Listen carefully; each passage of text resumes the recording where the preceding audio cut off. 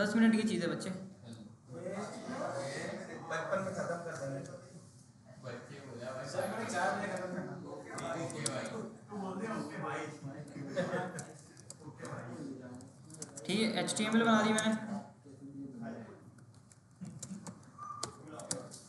SCSS बना दी, एक main dot SCSS बना दो या स्टाइल डॉट SCSS बना दो, किसी भी नाम से फाइल बना दो, ठीक है। अच्छा, और इधर आके बोलता हूँ कि भाई H1 SCSS इंट्रो। अच्छा, जैसे अब गौर से सुनना इस चीज़ को, जैसे SCSS सबसे पहले है क्या, देखो CSS हमने पढ़ी थी, CSS हमने पढ़ी थी, CSS का फुल फॉर्म क्या था, है ना। अच्छा, अब SCSS के अंदर जो CSS है ना, उसका भी यही पर्पस है कि CSS तो है ये, लेकिन इसके अंदर जो S जो वर्ड लिखा है ना, इसका मतलब है सुपर पावर। क्या मतलब है इसका भाई, सुपर पावर, यानी CSS विद सुपर पावर्स, यानी ये जो CSS है इसके अंदर कुछ सुपर पावर्स होती हैं। अब वो कौन सी होती हैं वो देख लेते हैं। अच्छा, मिसाल के तौर पे अब सबसे पहले इसको लिंक कैसे करना है। अब जैसे नॉर्मल CSS लिंक होती है ना इससे, ये वैसे लिंक नहीं होती। जैसे जैसे जावास्क्रिप्ट HTML के साथ कनेक्ट होती है, टाइप स्क्रिप्ट नहीं हो पाती ना, वैसे ही CSS कनेक्ट होती है, SCSS कनेक्ट नहीं हो पाती इसके साथ। समझ आ रही है बात। तो SCSS को हमें क्या करना पड़ेगा, सबसे पहले CSS के अंदर कन्वर्ट करना पड़ेगा, और CSS के अंदर कन्वर्ट करने के बाद वो CSS की फाइल अब यहाँ लगाओ। आओ जरा देखते हैं हम कन्वर्ट कैसे करना है। नहीं, के मुकाबले में ज़्यादा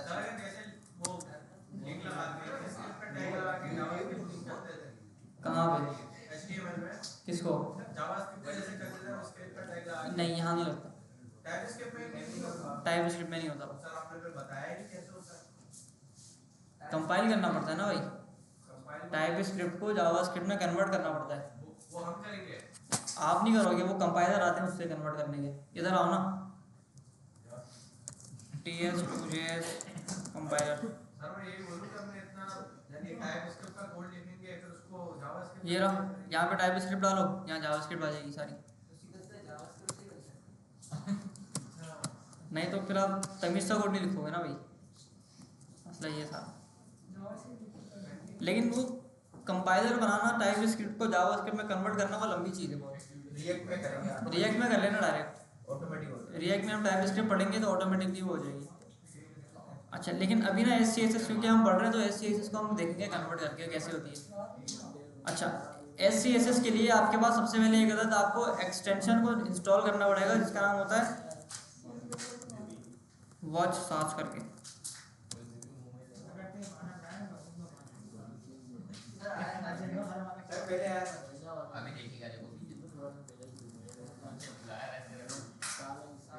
कहाँ चली गई,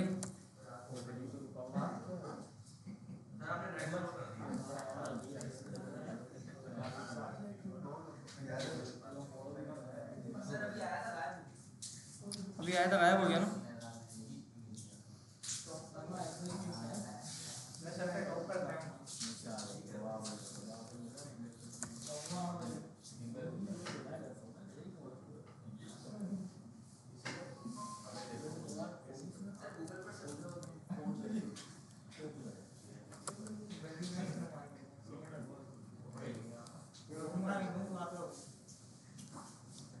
किधर है भाई,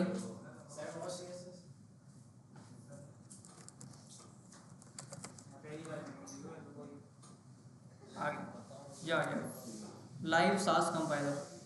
ठीक है, इसको आपने इंस्टॉल कर लिया, इंस्टॉल हो रहा है, इंस्टॉल हो गया। अच्छा, इंस्टॉल होने के बाद ये यहाँ पे ना आपको एक अदद आई का आपको आइकन दे देता है, ठीक है ना। वॉच सास के नाम का आपको क्या देता है भाई, ये एक अदद आइकन देता है। अब इस फोल्डर के अंदर स्टाइल डॉट SCSS की एक फाइल है और एक इंडेक्स डॉट HTML की फाइल है। जैसे ही मैंने वॉच सास के ऊपर क्लिक किया ना, अब ये क्या करेगा आपके पास, यहाँ पे था, आगे आ जाओ ना बेटा, आगे आ जाओ, ठीक है। अच्छा, अब क्या करेगा ये, सबसे पहले तो आपकी जो SCSS होगी ना, उसको ये CSS के अंदर कन्वर्ट कर देगा। ठीक है, देखो ऑटोमेटिकली क्या करा इसने, एक अदद CSS की फाइल बना, नहीं स्टाइल डॉट CSS, मैप जो है वो तरीका है कि CSS को SCSS को CSS में कैसे कन्वर्ट करना है, मैप से होता है। अच्छा, अब अगर मैं इधर आऊँ और इधर आके मैं बोलूँ कि भाई सबसे पहले तो मुझे ना आप CSS की फ़ाइल खोल के दो। एक SCSS की फ़ाइल है, एक CSS की फ़ाइल है और एक HTML की फ़ाइल है। समझ आ गई सबके? अच्छा, अब यहाँ पे आके बोलूँगा कि भाई आप सबसे पहले क्या करो, style.css इसके अंदर कनेक्ट कर दो।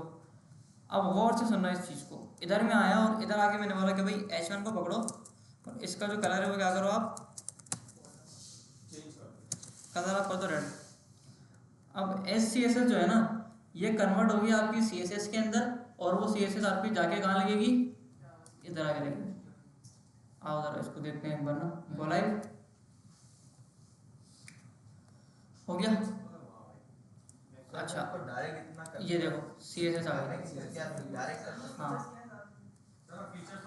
1 मिनट सबर ना, बता रहा हूँ ना, टाइम है अपना, बहुत टाइम है, मसला नहीं है। सेंसरी फॉन्ट लगा दिया। अब ये कन्वर्ट होगा सबसे पहले हमारे पास CSS के अंदर और CSS के अंदर कन्वर्ट होने के बाद ये HTML के अंदर लग जाएगा। लेकिन लिख तो सेम रहा है ये पूरा। अच्छा क्या कर रहा है, लिख सेम रहा है। अब हमें SCSS की नीड कहाँ पड़ती है, 3 चीज़ें होती हैं SCSS के अंदर, सॉरी 4 चीज़ें होती हैं जो हम पढ़ते हैं अभी। एक होती है हमारे पास वेरिएबल्स, एक होते हैं हमारे पास फंक्शंस, क्लैम्स वगैरह ये जो सही है। फंक्शन के बाद हमारे पास होती है एक अदद इनहेरिटेंस, और एक चीज़ और होती है, पता नहीं क्या होती है, बहुत सारी चीजें होती है, मिक्सिंग्स, याद आ गया। ये 4 चीज़ें होती हैं हमारे पास ना। अच्छा मिनिमम मैक्सिमम नहीं ये होती हैं। अच्छा इसके बाद एक होती है हमारे पास कैलकुलेशन,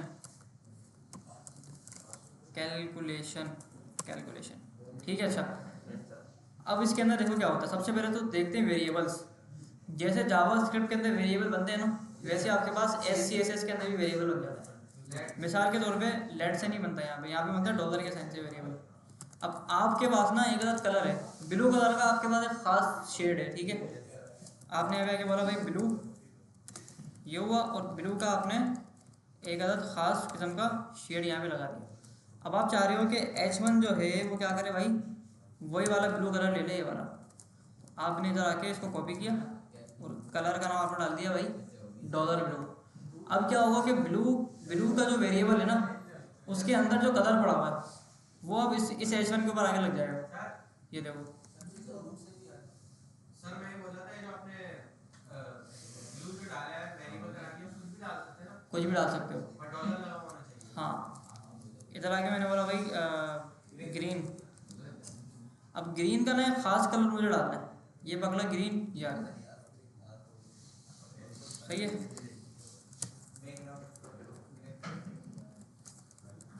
जैसा ग्रीन की जगह आप बटन डाल दें, ग्रीन आ गया, ये लो, ठीक है, बिल्कुल सेम है। अच्छा CSS अगर देखो तो CSS वही लिखी जा रही है यहाँ पे, लेकिन हमने SCSS क्योंकि यहाँ पे चेंज कर दी। अब इसका फायदा क्या है कलर के वेरिएबल्स बनाने का, कहीं से भी हम कलर चेंज करें हमारे जहाँ पे चीजें तो कलर चेंज हो जाएगा। अगर आपने ये वाला कलर 10 जगह पे यूज़ किया हुआ है ना तो एक साथ हो जाएगा, तो एक साथ हर जगह पे चेंज हो जाएगा। हम सिर्फ एक जगह से आपको सिर्फ एक जगह पे चेंज करना है, रूट वाला हिसाब हो गया। अच्छा CSS के अंदर जो वेरिएबल्स बनते हैं उनको बनाने का तरीका थोड़ा सा डिफरेंट है, थोड़ा सा मुश्किल है, लिखने में समझ नहीं आता। ये आसान है, इसके अंदर कोई वेरिएबल का नाम लिखो और आगे वैल्यू डालो। अच्छा ना सिर्फ कलर्स बल्कि बॉर्डर रेडियस या कोई भी चीज़, कोई भी प्रॉपर्टी होती है ना CSS की, वो आप इसके अंदर डाल सकते हो। एक बार डिफाइन करो फिर यूज करते जाओ।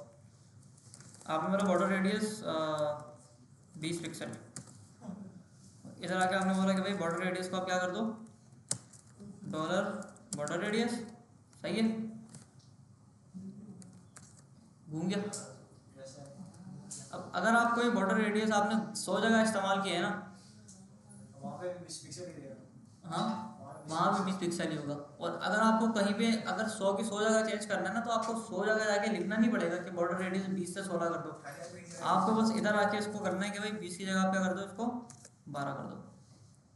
समझ आई बात या नहीं आई? अच्छा अब ऐसे ही मैं यहाँ पे आता हूँ बॉडी के पास और बॉडी को बोलता हूँ कि भाई आपका जो बैकग्राउंड कलर है वो होगा आपका डॉलर ब्लू। ये लो, हो गया चेंज। समझ आई बात? अब अगर मुझे ब्लू कलर मैंने दो जगह पे चेंज किया है, ठीक है, यहाँ पे मेरे पास बॉडी का भी कलर आ गया और H1 का भी आ गया। अब अगर मुझे इस ब्लू को चेंज करना है, लाल करना है, तो बस यहाँ पे आके आपको इसको चेंज करना है हल्का सा, और वो ऑटोमेटिकली यहाँ पे भी चेंज हो जाएगा और यहाँ पे भी चेंज हो जाएगा। ये देखो हो गया चेंज। हाँ हो गया चेंज। एक तो ये फ़ायदा है हमारे पास ना SCSS का, सही है। एक चीज़ समझ आ गई सबके, वेरिएबल्स कैसे बनते हैं। अच्छा, वेरिएबल्स के बाद होते हैं हमारे पास फंक्शंस को छोड़ो अभी, ये दोनों अगली क्लास में पढ़ेंगे। कैलकुलेशन और इनहेरिटेंस देख लो। सबसे पहले इनहेरिट का मतलब क्या होता है, विरासत। तो यहाँ पे भी वही वाली चीज़ है। मिसाल के तौर पे आपके पास ना कोड बहुत ज़्यादा कॉम्प्लेक्स आप लिख रहे हो, अब आपको ये करना है कि बॉडी के अंदर मैंने बना दिया एक प्यारा सा डिव। क्या बना दिया? एक प्यारा सा डिव बना दिया। इस प्यारे से डिव के अंदर मैंने एक H1 डाल दिया, इसको मैंने बोल दिया हेलो वर्ल्ड। सही है भाई, क्या बोल दिया इसको मैंने? हेलो वर्ल्ड बोल दिया।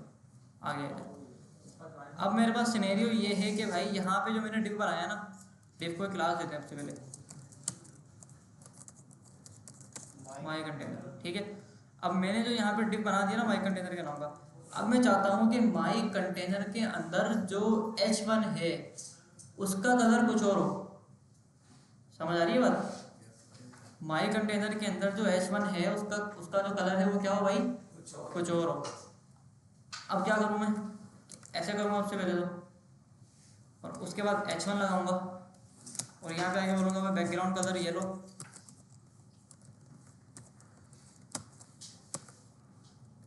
ऐसा ही होगा ना भाई, चेंज भी हो जाएगा ये। SCSS में इसको करने का एक अच्छा तरीका है। SCSS ये बोलता है कि अच्छा एक और चीज़, अगर आप चाह रहे हो कि माई कंटेनर जो है उसका कलर जो है ऑरेंज हो, तो इधर आके आप बोलोगे भाई माई कंटेनर को आप क्या करो, बैकग्राउंड कलर ऑरेंज दे दो। ऐसा है नहीं है यार, ये माई कंटेनर पैडिंग भी देते हैं इसको थोड़ी।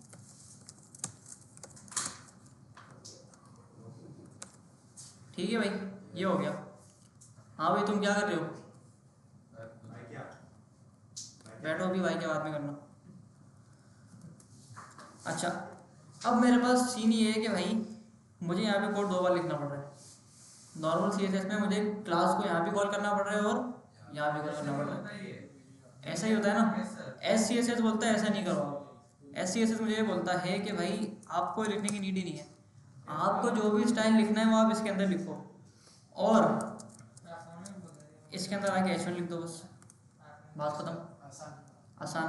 अब ये क्या करेगा कि माई कंटेनर के ऊपर तो स्टाइल लगाएगा ही लगाएगा, उसके अंदर जितने भी H1 है ना उनको पकड़ लेगा। ये देखो सेम स्टाइलिंग बिल्कुल। इसी तरह से अगर अब आपने यहाँ पे आके कोई पैराग्राफ लगाया,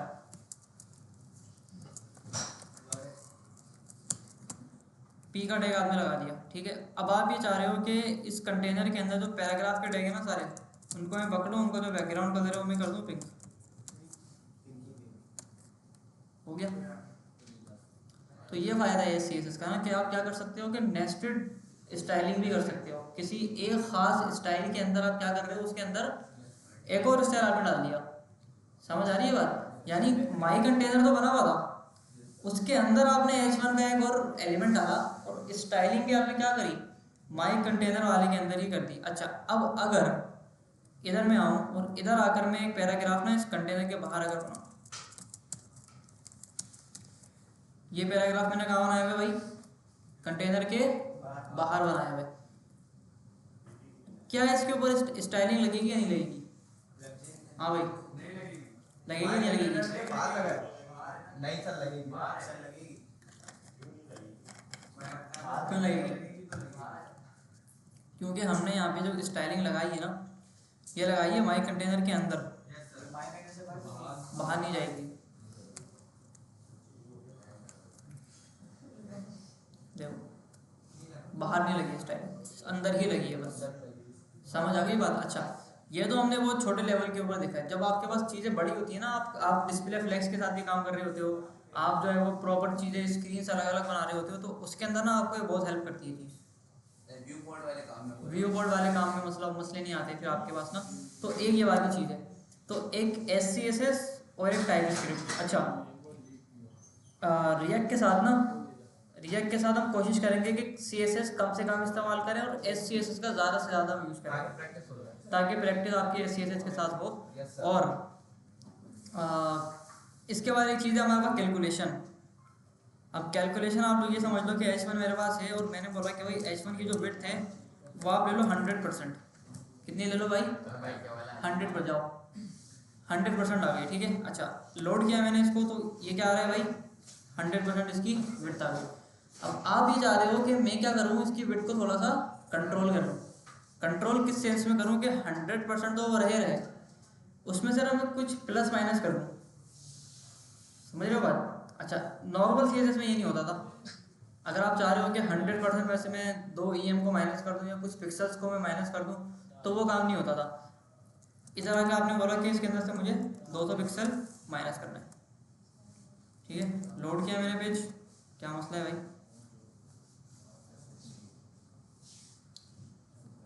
uh, 100% माइनस प्लस 200 पिक्सल। अच्छा, डिस्प्ले नहीं दिया ना इसको, इनलाइन ब्लॉक, क्या मसला है भाई?